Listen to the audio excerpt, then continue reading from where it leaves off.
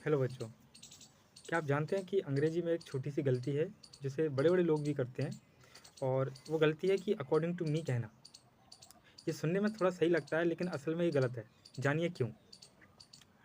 According to me का इस्तेमाल हम तब करते हैं जब हम किसी दूसरे व्यक्ति की किताब या किसी रिपोर्ट या किसी बाहरी जानकारी का हवाला देते हैं, ठीक है, या किसी चीज़ का रेफरेंस देते हैं।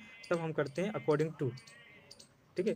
चाहे वो अकॉर्डिंग टू हिम हो सकता है, अकॉर्डिंग टू दिस बुक हो सकता है। ओके, तो फॉर एग्जांपल से समझें कि according to the weather report it will rain today, ठीक है। मौसम विभाग की जानकारी के अनुसार कि आज बारिश होगी, ठीक है। तो ये किसी का हम दूसरी जानकारी का हवाला दे रहे हैं और उसका रेफरेंस दे रहे हैं।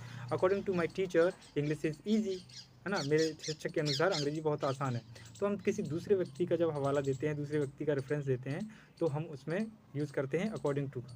ओके, लेकिन जब बात अपनी सोच या अपनी राय की होती है तो हम अकॉर्डिंग टू का प्रयोग, अकॉर्डिंग टू मी कहना, इसका प्रयोग नहीं करते हैं, ठीक है। ये थोड़ा अजीब लगता है और ऐसा लगता है कि जैसे कि आप खुद को ये कोई बहुत बड़ा विशेषज्ञ मान रहे हैं, एक्सपर्ट मान रहे हैं।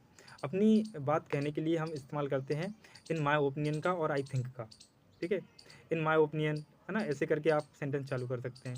मान लीजिए आपको लगता है कि फ़िल्में किताबों से ज़्यादा बेहतर होती हैं या किताबें फ़िल्मों से ज़्यादा बेहतर होती हैं, तो आप कह सकते हैं in my opinions books are better than movies. और you can say movies are better than books. In my opinion movies are better than books. जो भी आपको ऐसा लगता है।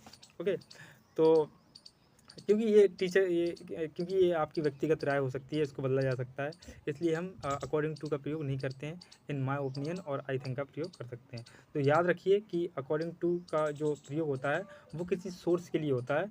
ओके, और इन माय ओपिनियन और आई थिंक अगली बार जब आप अपनी राय दें तो इसका प्रयोग करें, ठीक है।